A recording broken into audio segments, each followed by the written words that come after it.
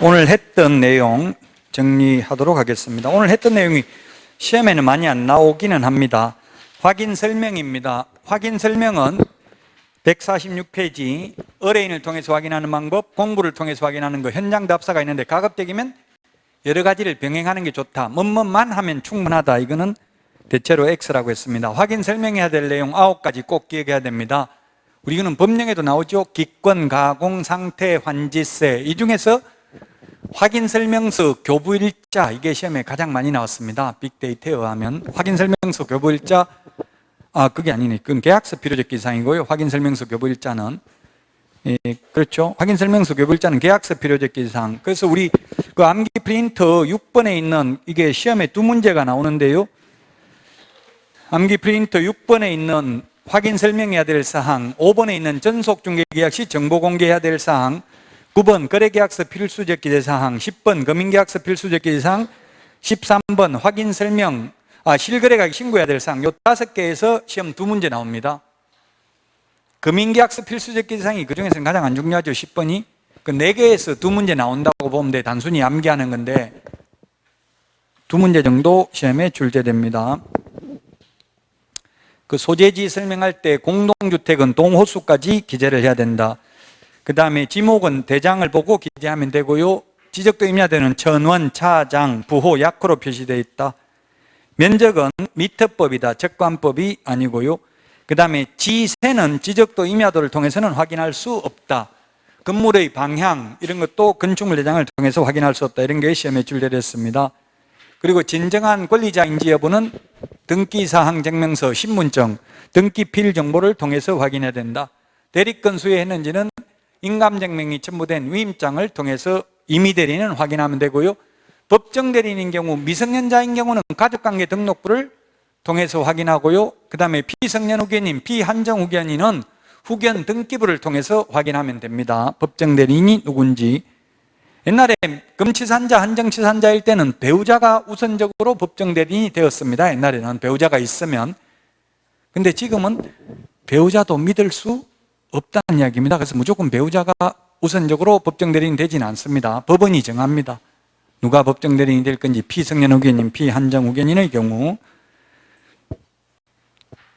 자, 그 다음에 공동소유, 공유, 합유, 총유가 있다. 공유는 공유 지분만 처분하려면 다른 공유자 동의받을 필요 없다. 합유는 합유 지분만 처분하더라도 다른 합유자 동의를 받아야 된다. 옛날 기출문제에 공유인 경우는 공유자 전원의 동의를 받아야 된다. 모두 정답으로 인정됐습니다. 공유 지분인지 공유물 자체를 말하는 건지 이게 명확하게 표시가 안 돼 있어가지고 모두 정답으로 인정된 적이 있습니다. 공유물 전체를 매각하려면 다른 공유자 동의 받아야 되죠.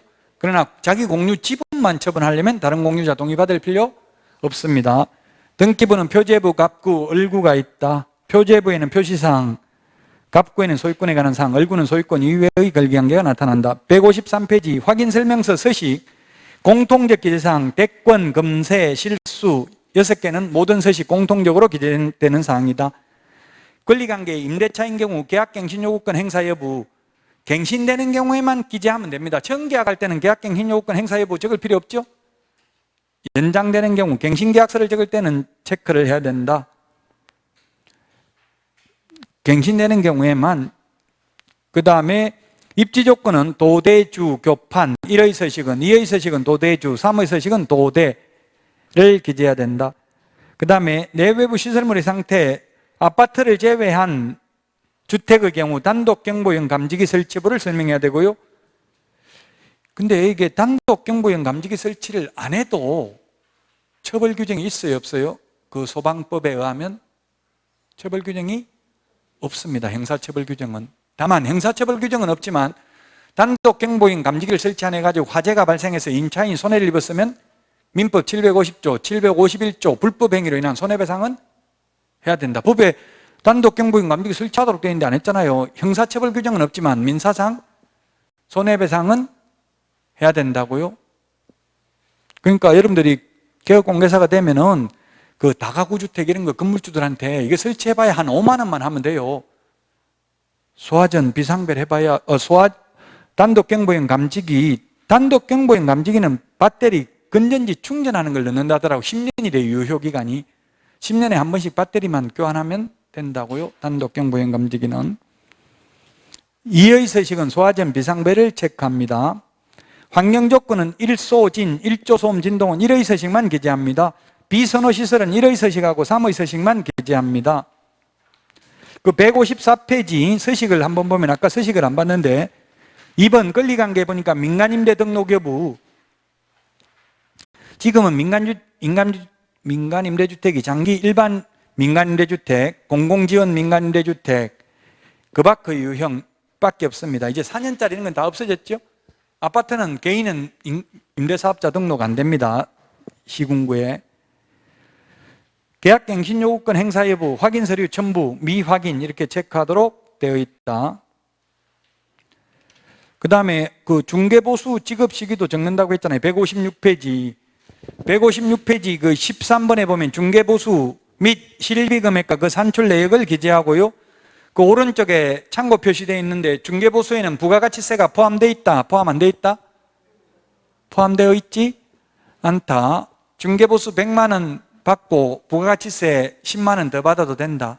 일반 가세 사업자라면, 간이가세 사업자라면은 3% 받아도 됩니다. 부가가치세 간이가세 사업자면.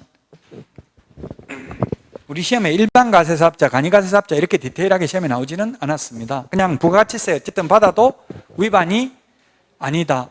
부가가치세라는 말이 우리 시험에 세 군데 나올 수 있습니다. 확인 설명서에 이게 중개보수에는 부가가치세가 포함되어 있지 않습니다.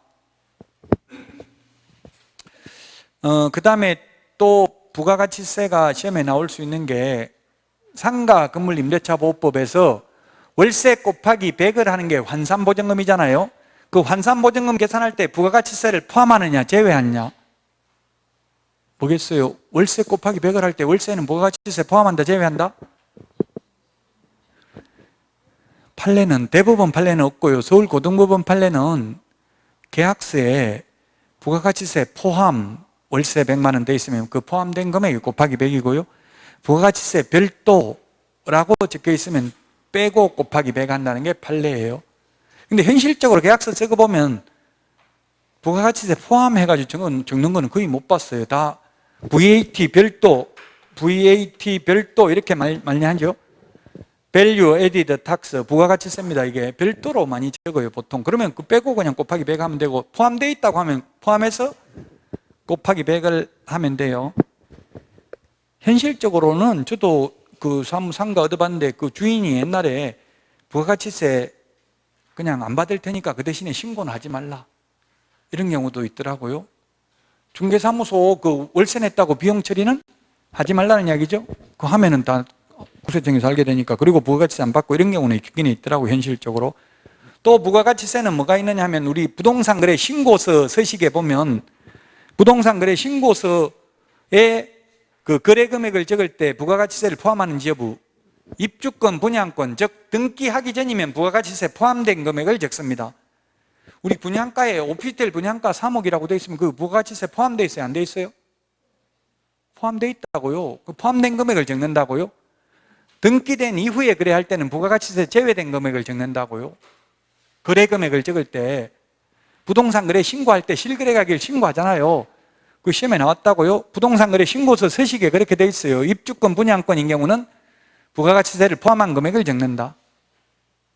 그 우리 분양받을 때 선택 품목, 뭐 시스템 에어컨, 그 다음에 빌트인 냉장고 이런 거 설치하면 거기에 부가가치세도 내야 되죠.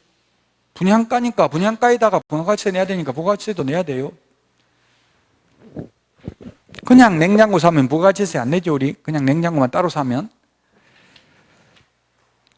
자, 부가가치세라는 게 세 군데 시험에 나올 수 있다. 그 다음에 그 158페이지 그 12번을 보면 중개 보수를 계산할 때 두 번째 줄에 거래 예정금액 곱하기 요율과 같이 기재한다고 되어 있어요. 이게 입법의 불비입니다, 사실은. 근데 시험에는 출제됐다고요. 우리 부가가치세를 시세대로 부가가치세 받는 게 아니잖아요. 시세 5억인데 보통 매수 우위 시장이라면 매수인이 깎아달라고 하죠. 계약서 적는 날 와서 더 깎아달라고 하고요. 매도 우위 시장이면 5억에 내놔놓고 이거 너무 싼 것 같다, 뭐 1,000만 원 더 달라 이렇게 하는 수도 있어요. 그러면 중개보수를 실제 거래 금액에서 받는 거잖아요. 근데 확인 설명서 기재할 때는 거래 예정 금액 곱하기 요율과 같이 적는다고 돼 있다고요? 좀 모순인데 어쨌든 확인 설명서 기재할 때는 거래 예정 금액 곱하기 요율과 같이 적는다. 실제 거래 금액으로 적는 게 아니고요. 근데 현실적으로는 실제 거래 금액에서 중개보수를 받습니다. 또 실제 금액으로 받는 게 맞는데 어쨌든 확인 설명서 기재 요령에는 이렇게 잘못돼 있다고요? 잘못돼 있지만 시험에 나오면 확인 설명서 기재 요령으로 틀린 것은 이렇게 하면 실제 거래 금액 곱하기 요율로 적는다 하면 X입니다. 확인 설명서 기재 요령에는 서식에 거래 예정 금액 곱하기 요율로 적는다라고 되어 있기 때문에 그 메뉴에 8번 이것도 시험에 나온 적이 있어요. 공시지가를 생략할 수 있다. 임대차인 경우는 공시지가 생략할 수 있고요. 그 다음에 9번에 취득 관련 조세도 임대차의 경우는 제외한다고 돼 있죠. 임차인이 취득세 내는 거 아니잖아요. 그러니까 임차인한테는 취득세 얼마라고 설명할 필요 없다고요. 안 적어줘도 된다고요. 또 그 다음에 그 앞에 임대차인 경우 제외되는 게 157페이지 7번 맨 밑에 임대차의 경우 생략할 수 있다. 토지 이용계획, 공법상 이용 제한. 왜냐하면 임차인은 이미 건물이 있는 그대로 쌓인 그 용도대로 써야 되지 자기 마음대로 쓸 수가 없잖아요. 그러니까 공법상 이용 제한 거래 규제는 임대차의 경우 생략할 수 있다. 157페이지 맨 밑에 가로 안에 그 밑줄 치놓으시라고요. 확인 설명서 기재 요령이 시험에 잘 나온다. 자, 161페이지 거래계약서는 법정 서식이 없다. 162페이지 거래계약서 필요적 기재사항 인물계약금, 인권조교. 이 중에서 8번이 시험에 가장 많이 나왔다. 확인설명서, 교부일자 특히 밑줄 치놓으시고요. 금융계약서 필요적 기재사항은 당모가지, 개대가리, 중위조한다. 이 중에서 5번에 개업공개사가 있을 경우 개업공개사 인적사항은 금융계약서에 반드시 기재되어야 하지만 개업공개사가 금인을 신청할 의무는 없다. 그 다음에 그 등기할 때 매도용 인감정려서 유효기간 3개월이라고 했습니다. 계약금은 통상 10%고 10% 초과한 과도한 계약금은 중도금으로 본다. 전자계약서 작성하면 확정일자 따로 받을 필요 없고 부동산 거래 신고, 해제 신고 따로 할 필요 없고 주택 임대차 신고도 따로 할 필요가 없다. 자, 그 다음에 부동산 실권리자 명의등기에 관한 법률 3가지 유형이 있는데 2자간, 양자간 명의신탁, 3자간 명의신탁, 계약 명의신탁이 있는데 모두 수탁자가 수탁부동산을 임의로 처분해도 형법상 횡령죄의 죄책이 성립하지 않는다. 2자간, 즉 양자간 명의신탁도 횡령죄 성립하지 않는다는 말이 올해 신설됐습니다. 올해 2월 달에 판례가 변경됐습니다. 신설된 게 아니고 변경됐습니다. 그래서 이제 수탁자는 팔아먹어도 횡령죄가 아니기 때문에 구속은 안 된다고요. 부동산 실권리자 명의등기에 관한 법률 위반으로 벌금만 받는다고. 벌금 받는데 고소한 신탁자는 5년 이하의 징역이나 2억 원 이하의 벌금, 수탁자는 3년 이하의 징역이나 1억 원 이하의 벌금이라고 했습니다. 자, 여기까지 하고 다음 주에 뵙도록 하겠습니다. 수고하셨습니다.